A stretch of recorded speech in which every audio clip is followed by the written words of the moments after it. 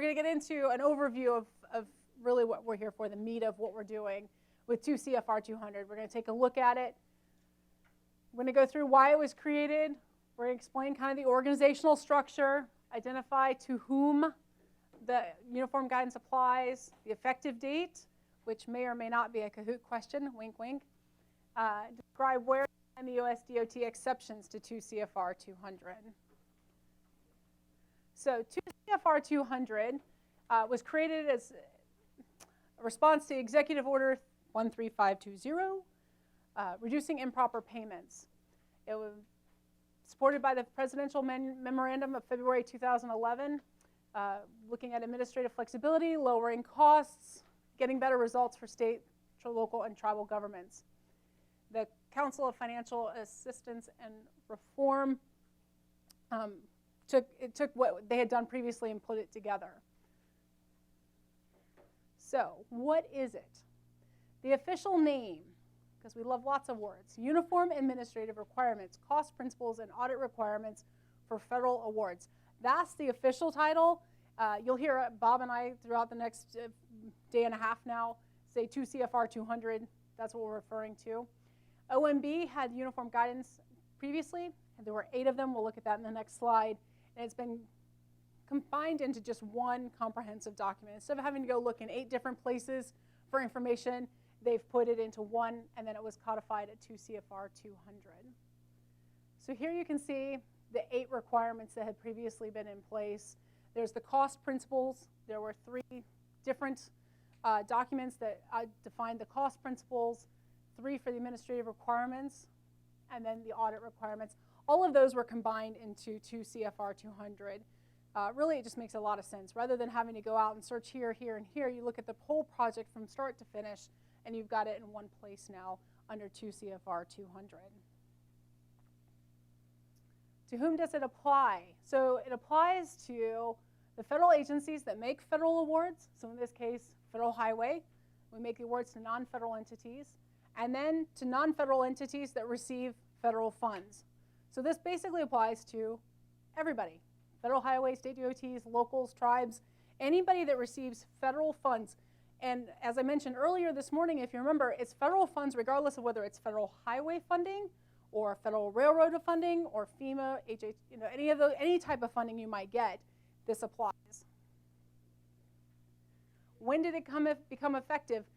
Important date to remember, December 26, 2014 is when it was enacted. The federal highway policy and guidance impacted by the uniform guidance is updated. Some regulation is not updated. So where you see a federal highway little triskelion, it pulls out specifically for federal highway.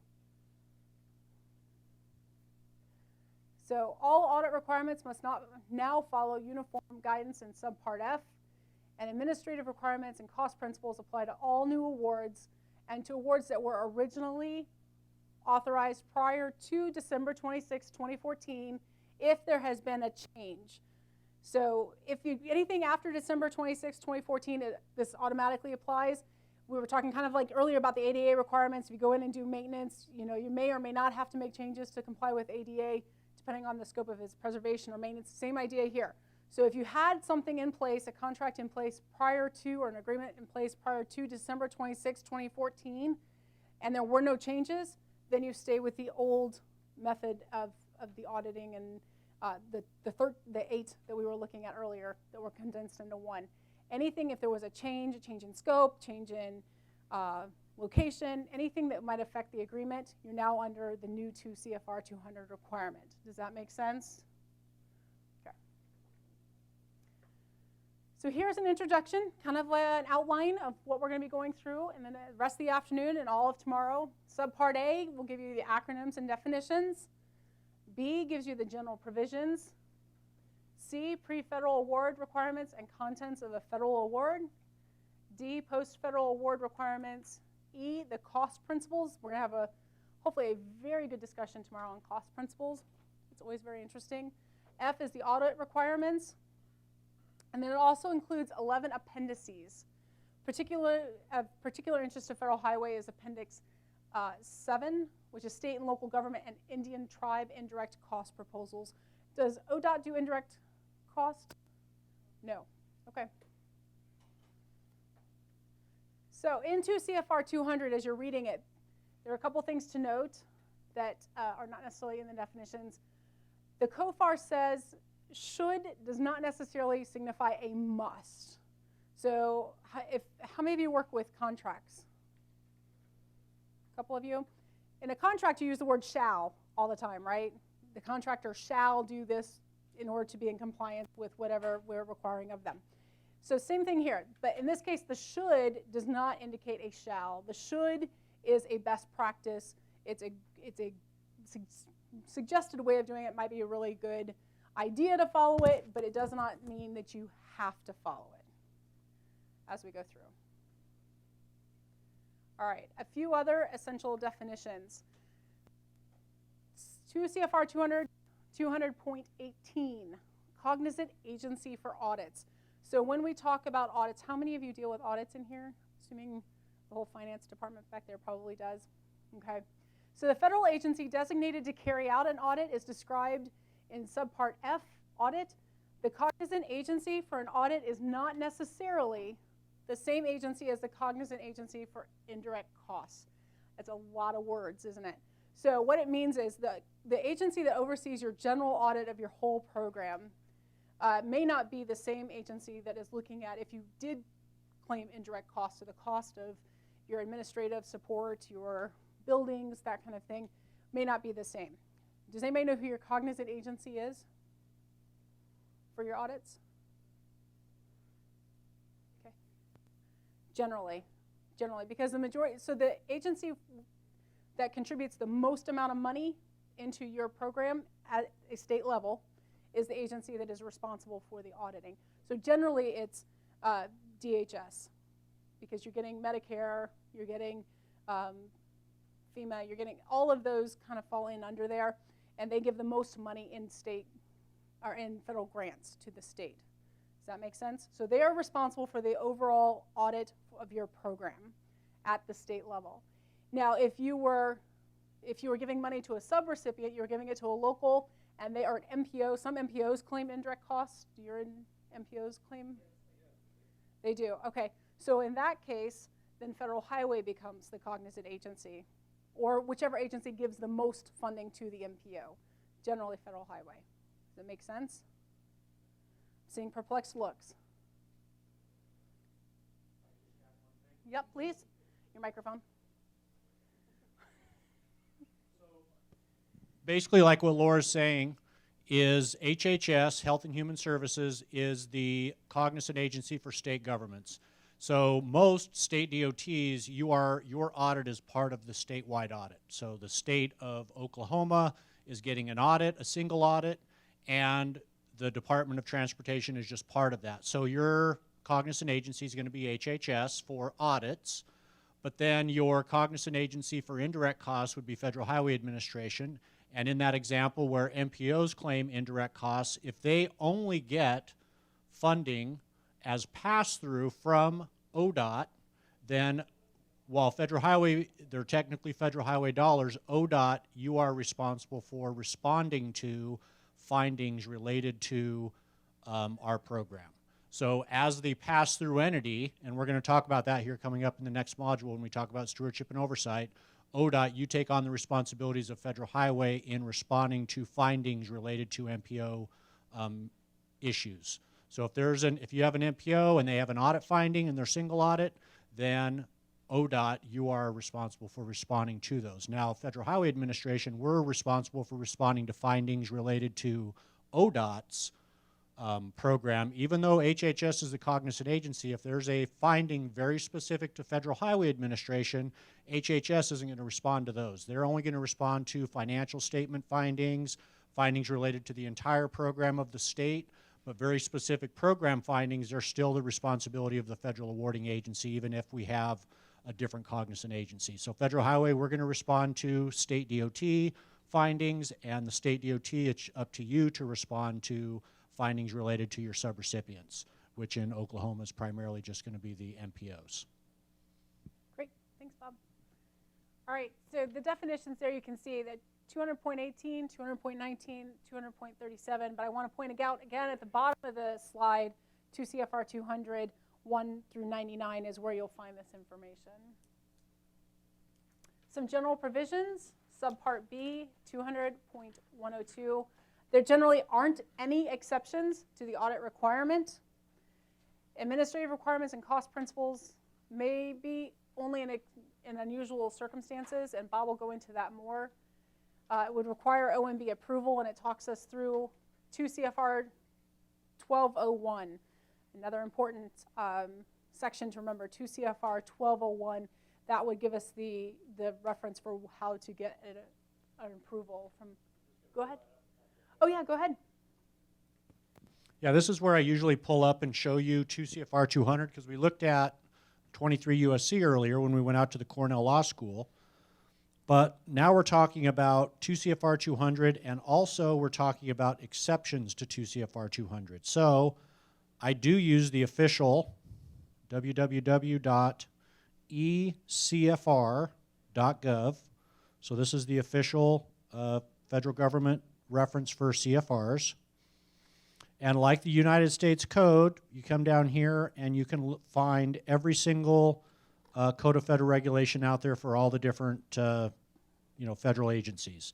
So you can see here, Title 23, that's 23 CFR. We'll look at that later, but right now we're going to go into Title 2. So this is 2 CFR. And so this is everything, 2 CFR 200 to 521. This is everything that we've been talking about so far today. Here's our Subpart A with the acronyms and definitions. Then we have our general provisions, which Laura's covering right now. Then we're going to get into, in the next few modules, Subpart C and D, which are the pre- and post-award requirements. And so we're really going to get into each one of these sections later. Then here's our cost principles that we're going to talk about tomorrow, Subpart E.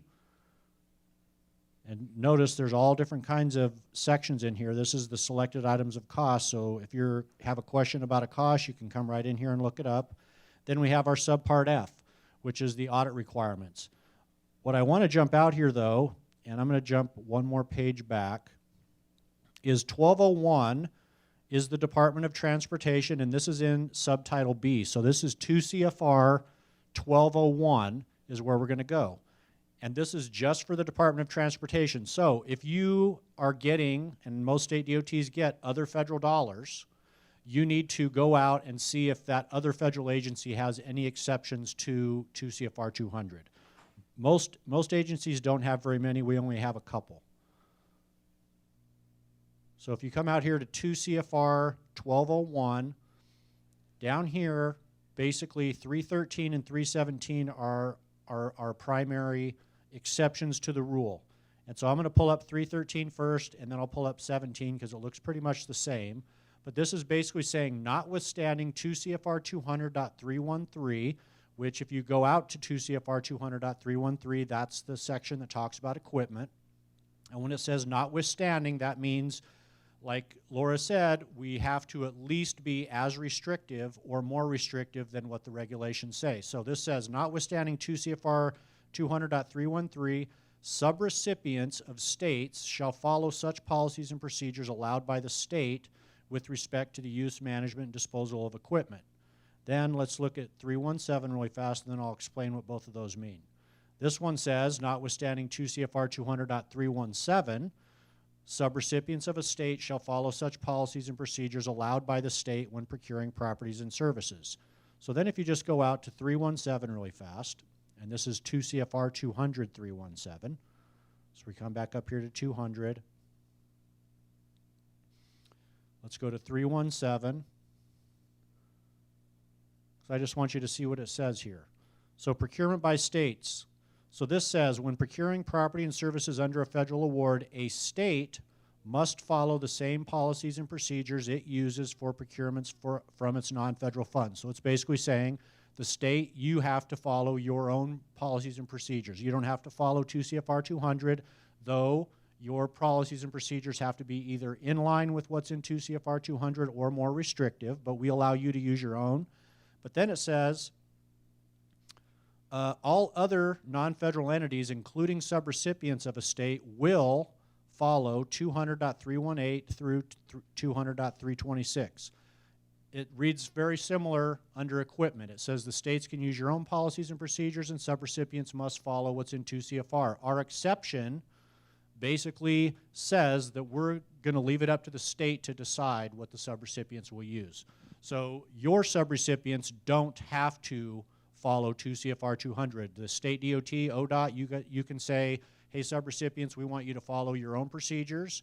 But if you say that, you should have reviewed them and make sure they're in line with 2 CFR, more restrictive. Or you can say we want you to follow state procedures, or you can tell them that they should follow 2 CFR 200. But basically what our exception says is we let the states decide instead of what 2 CFR 200 says. So those are really our only two exceptions, which basically just allows the states to decide what their subrecipients will use as far as equipment procedures and procurement. Does that make sense? And then we have a couple other ones as far as just like reports, because 2 CFR 200 says you have to use OMB reports. We have an exception that basically says for federal highway and NHTSA projects, we can use federal highway and NHTSA reports versus the OMB reports. So we have a couple other exceptions, but those are really it on those. So any other questions on these exceptions? Just remember, the exceptions to 2 CFR 200 are in 2 CFR 1201 for the U.S. Transportation Department. All right. So I think Bob did a great job working through here. Keep moving. So some new general provisions that are in place. The first one, 200.11, English language. Award documents written in English and amounts in US dollars. I know this kind of seems a little, yeah, duh. Why wouldn't it be? Can somebody tell me why this is important? Why we would need this? Puerto Rico, exactly. Puerto Rico was doing contracts and things in Spanish because that's what they speak. And so the new regulation says has to be done in English. Conflicts of interest, 200.112, agencies must have a policy in place. There must be an established policy for dealing with conflicts of interest. And then mandatory disclosures, 200.113, written disclosures of violations of law involving fraud, bribery, or gratuity violation affecting the award must be disclosed. So Federal Highway has already established a conflict of interest policy in 23 CFR 1.33. So that's pulled out there for you. Those are new provisions in the Subpart B. And that is a very brief overview of 2 CFR 200 before we get into the nitty-gritty. Any questions before we jump into Kahoot? What was the date that I said might be really important to remember? I'm not telling you. Swifty wants to be on top. He's not sharing any information. Awesome. All right, well, let's play.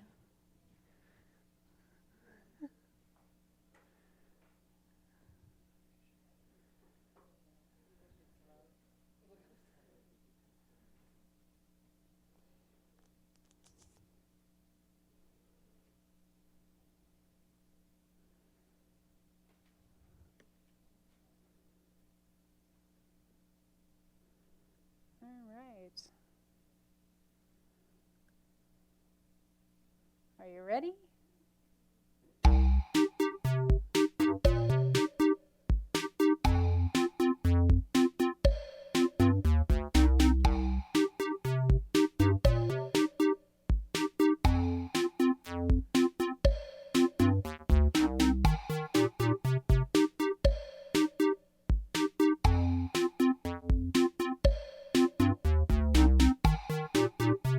Somebody's ready for their beer already. They're ready for happy hour. They skipped right ahead. They do say that wine makes the federal regulations a lot more easy to understand. Is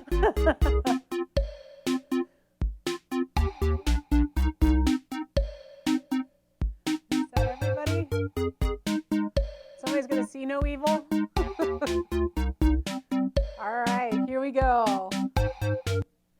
3 questions this time. How many subparts are included in 2 CFR 200?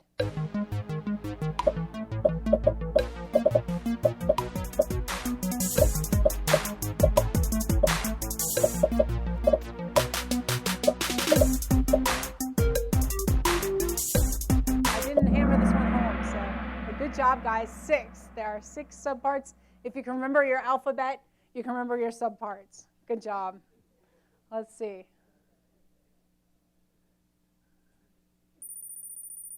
Ooh, donuts on top. Simon Cody, mind blown. Love it. Boo and 007 sneaking in. All right, second. What is the effective date of the uniform guidance?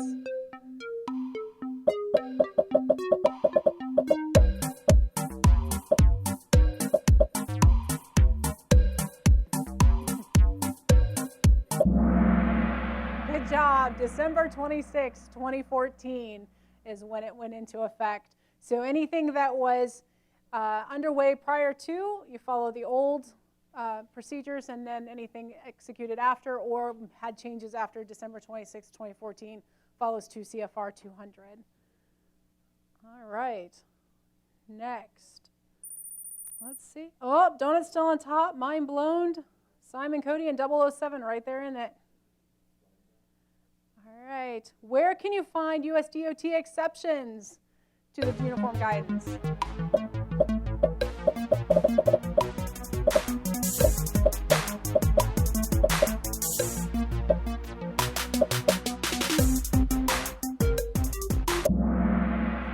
Good job. 2 CFR 1201 is the exceptions. Who can tell me what the exceptions boil down to? Right, follow state procedures as long as they are more restrictive than 2 CFR 200, correct. All right, here's our podium. Number 3, Simon Cody, good job. Mind blown. Donut. Good job. Well done, guys.